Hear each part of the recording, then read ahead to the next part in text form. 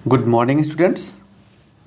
आप सभी का हमारी यूट्यूब चैनल लर्निंग यूनिवर्स में बहुत बहुत स्वागत है। बच्चों, आज हम छठी क्लास की सामाजिक विज्ञान की जो आपकी किताब है सामाजिक और राजनीतिक जीवन, उसका वर्कशीट नंबर 9 को, जो कि आज 23 तारीख के लिए है, उसको सॉल्व करेंगे। इसमें आपको पता है, सबसे पहले आपको अपना नाम और अपने क्लास टीचर का नाम लिखना है। अब हम चलते हैं बच्चों वर्कशीट की तरफ। अब आपकी वर्कशीट का जो आपका टॉपिक है क्या है, विविधता और भेदभाव, यानी समानता के लिए संघर्ष। जो आपका चैप्टर है उसी का एक अंश है विविधता और भेदभाव, यानी समानता के लिए कैसे लोगों ने संघर्ष किया। अब बच्चों, आपको पता है कि आज़ादी से पहले हमारे देश में बहुत सारी असमानताएं थीं। वो असमानताएं कैसी थी, यानी कि शोषित वर्ग, महिला, जनजात, किसान, समाज, इन सब के साथ बहुत भेदभाव होता था। यानी जैसे महिलाओं को बहुत सारे अधिकार नहीं थे, उनको केवल घर में रहने के अधिकार थे और काम करने के। विधवा विवाह की प्रथा नहीं थी, दहेज की कुप्रथा थी, सती प्रथा थी, बहुत सारी शोषण की प्रथाएँ थी। ऐसे जनजातियों के प्रति उनके पास भेदभाव, किसान बहुत गरीब थे, तो और इनके साथ बहुत ज़्यादा शोषण होता था। तो आज़ादी की जो संघर्ष की लड़ाई थी, उसमें समाज सुधारकों ने ब्रिटिश शासन से जो असमानता थी उसके खिलाफ लड़ाई लड़ी। साथ ही साथ हमारे समाज में भी जो कुरीतियाँ थी, जो कुप्रथाएं थी, उनको बदलने के बहुत सारे प्रयास किए। जैसे राजा राम मोहन राय हो गया, महात्मा गांधी हो गए, अंबेडकर हो गए, और भी बहुत सारे लोगों ने बहुत सारे ऐसे ही प्रयास किए जिससे लोगों के समाज में जो असमानता है उसको दूर किया जा सके।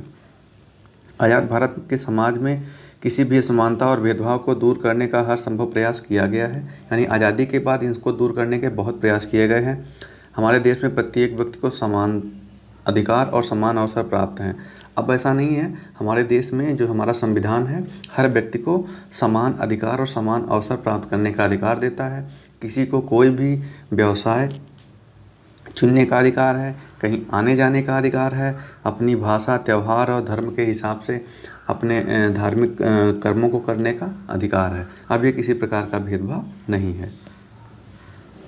भारतीय संविधान सभी भारतीयों को कानून के समझ समान मानता है। यानी कानून के संबंध, चाहे वो अमीर आदमी हो यानी रिच हो, या पुअर यानी गरीब, सबको समान अधिकार है। कहा गया है कि किसी भी व्यक्ति के साथ धर्म, लिंग, जाति, प्रदेश, भाषा, रंग आदि के आधार पर भेदभाव नहीं किया जाएगा। जो संविधान है उसका जो मूल अधिकार का जो भाग है उसमें कहा गया है कि हर व्यक्ति को किसी कुछ मूल अधिकार प्राप्त हैं, जिसके अनुसार किसी के साथ धर्म, लिंग, जाति, प्रदेश आदि के हिसाब से भेदभाव नहीं किया जाएगा और सबके साथ समानता का व्यवहार किया जाएगा, चाहे वह अमीर हो या गरीब हो।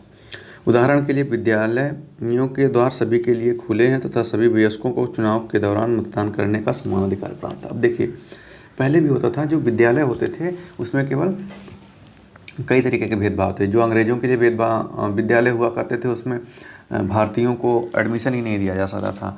इन्हें ब्लैक, हम इंडियंस को ब्लैक कहा जाता था।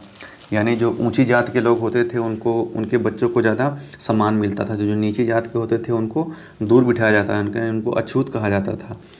बर्तन छूने का अधिकार नहीं था, साथ में बैठने का अधिकार नहीं था। लेकिन ये सब अधिकार अब सबको प्राप्त हैं। अब कोई भी इलेक्शन लड़ सकता है, पहले ऐसा नहीं था। पहले जो शिक्षित है और जिसके पास पैसा है वही इलेक्शन लड़ता था, उसी वही चुनाव वोट देता था। तो अब समानता आ गई है। संवैधानिक उपायों के बावजूद भारत में असमानता के लक्षण दिखाई देते हैं। लेकिन इतने सब कुछ जो हमारे संविधान में चीज़ें बताई गई हैं, जो अधिकार दिए गए हैं, जो कानून भी बनाए गए हैं, इनके बावजूद भी अभी भी हमारे समाज में असमानता के लक्षण दिखाई देते हैं। अब उस असमानता में गरीबों को सबसे ज़्यादा प्रभावित करती है, क्योंकि जो गरीब होता है उसको वो अपने जो उनको अधिकार दिए गए हैं या उनको जो अवसर मिलते हैं उसका वो लाभ नहीं उठा सकता।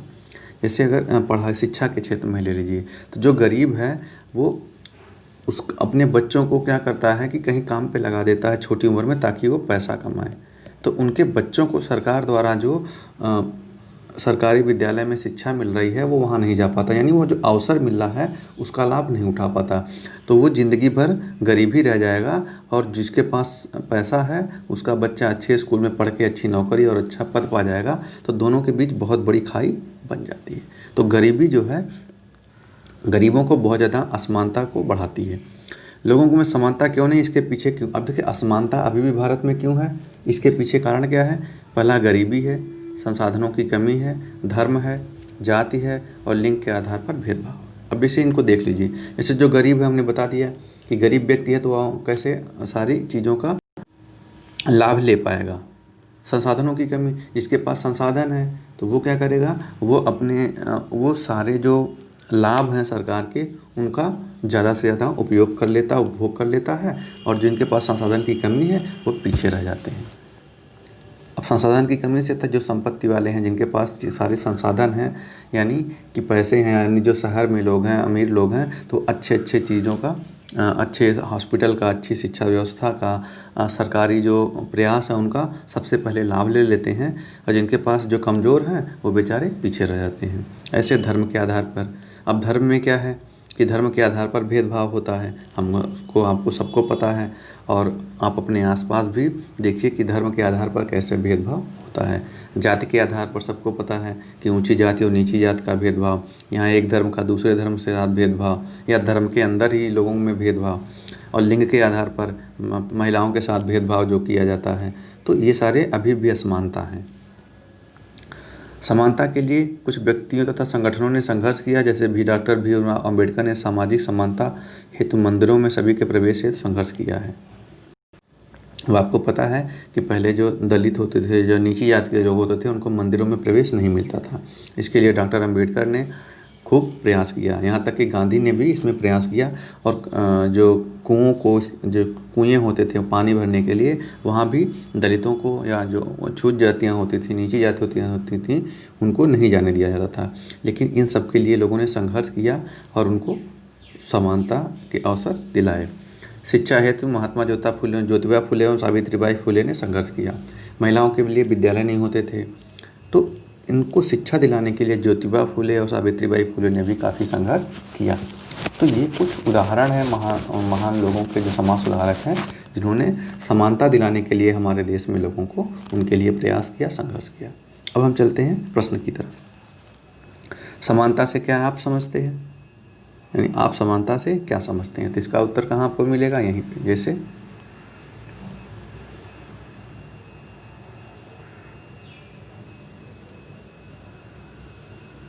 समानता से हमारा अभिप्राय है समान अधिकार और समान अवसर प्राप्त करना, जहां लोग अपनी पसंद के अनुसार काम चुनने के लिए स्वतंत्र हों। ये आप यहाँ तक लिख सकते हैं कि समानता क्या है, या ऐसे भी अपने मन से बना के चाहें तो लिख सकते हैं। समानता से हमारा आशय है कि एक ऐसा समाज जहां हर व्यक्ति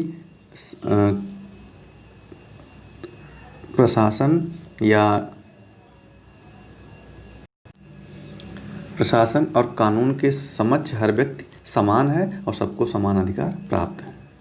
आप ऐसे भी लिख सकते हैं, मतलब आप बना के यहाँ से लिख सकते हैं। दूसरा है, लोगों में असमानता क्यों है, इसके मुख्य कारण क्या है। अब देखिए, असमानता क्यों है, उससे मुख्य कारण क्या है। अब गरीबी है, संसाधनों की कमी है, धर्म, जाति, लिंग आदि के आधार पर भेदभाव है, इसलिए हमारे देश में समानता है, असमानता है। आपको अपने आसपास किस तरह की असमानताएं दिखाई देती हैं, कुछ उदाहरण दीजिए। अब देखिए बच्चों, आपको अपने आसपास असमानताएं कैसी दिखाई देती हैं, तो ये देखिए, जैसे आप देखते होंगे कि जो अमीर घर के बच्चे हैं वो अच्छे स्कूल में जाते होंगे, वो अच्छी अच्छी गाड़ियों में जाते होंगे, वो अच्छे रेस्टोरेंट में खाना खाते होंगे, और जो गरीब घर के बच्चे हैं वो स्कूल भी नहीं जा पा रहे हैं, या जा रहे हैं तो बहुत सरकारी या किसी ऐसे स्कूल में जा रहे हैं जो उतने अच्छे नहीं हैं। उनके खान पान की जो स्थिति है वो इनके जैसी नहीं है।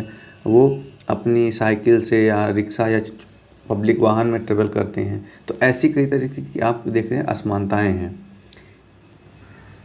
इसके अलावा आप देखेंगे कि जो ऊंची जाति के लोग हैं वो नीची जाति के साथ अभी भी भेदभाव करते हैं। तो ये अपने आसपास और भी क्या आप असमानताएं देखते हैं, यानी महिला पुरुष में क्या असमानताएं हैं, उनके साथ कैसे व्यवहार होते हैं, या धर्म के आधार पर कैसे होते हैं, भाषा के आधार पर कैसी असमानताएं हैं। तो ये सब आप देख के एक कुछ उदाहरण आप नोट करेंगे।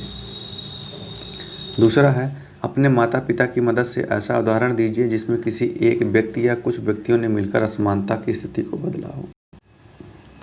बच्चों यहाँ आपको अपने माता पिता की मदद से कुछ उदाहरण देने, जैसे अभी ऊपर हमने दिया था ज्योतिबा फूले थे, अंबेडकर थे, सावित्रीबाई फूले थे, तो ऐसे आप अपने माता पिता की मदद से कुछ व्यक्ति या व्यक्तियों के बारे में आप लिखिए या उदाहरण दीजिए जिन्होंने मिलकर असमानता की स्थिति को बदला हो, यानी कोई एक क्षेत्र में जहाँ समानता थी, जहाँ भेदभाव बहुत ज़्यादा था, उसको बदला हो। तो ये प्रश्न आप बच्चों आप खुद करिए, पूछिए अपने माता पिता से और लिखिए।